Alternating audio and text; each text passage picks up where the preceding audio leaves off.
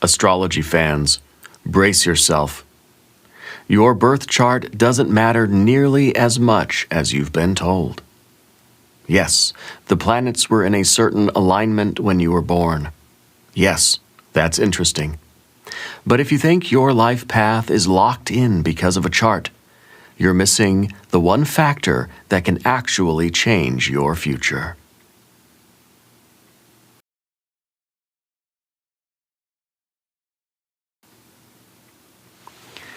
Hi, I'm Paul, and this is Tarot Logic, an analytical approach to intuitive reading.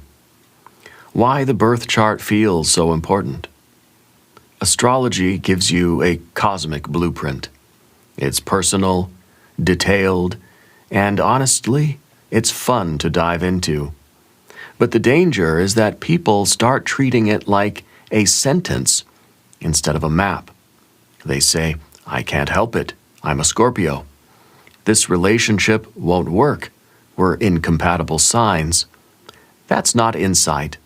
That's outsourcing responsibility. The truth about cosmic programming.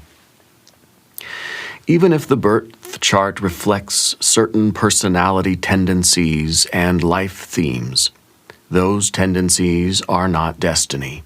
They're starting points. Think of it like tarot's major arcana.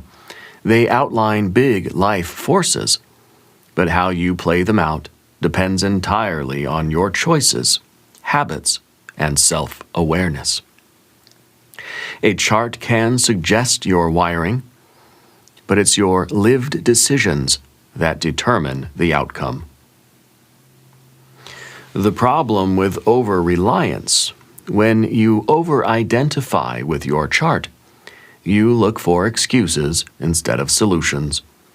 You ignore opportunities because the timing isn't right. You frame every challenge as just the way I am, instead of something you can change. It's a subtle but powerful way of giving your agency away. Tarot versus birth chart, the big difference. Your birth chart is static. It never changes. Tarot is dynamic. It reflects the moving now. That's why tarot is better at showing you how your choices are interacting with the moment, while astrology is better at showing you your baseline tendencies and timing patterns. If you rely only on the static map, you miss the living feedback of where you actually are. What actually matters more than your chart? Your pattern awareness.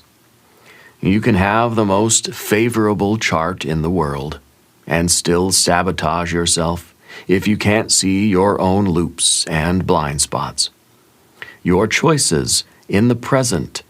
Every day you're making micro decisions that steer your trajectory, more than any Jupiter transit ever will. Your willingness to adapt. The universe doesn't reward people who cling to labels. It rewards people who respond to the moment with awareness. So how to use your chart without becoming a prisoner to it?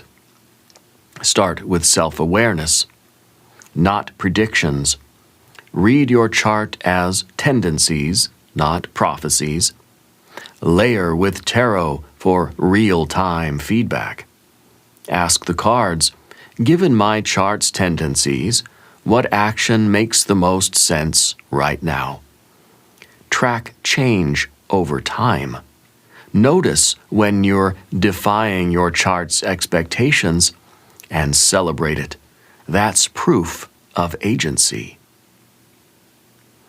The takeaway: your birth chart is a map, not a prison.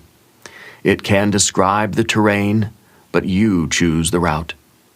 If you want to change, you have to be willing to step outside the lines the chart suggests. And tarot is the perfect tool for finding those openings in real time. Stop blaming the planets.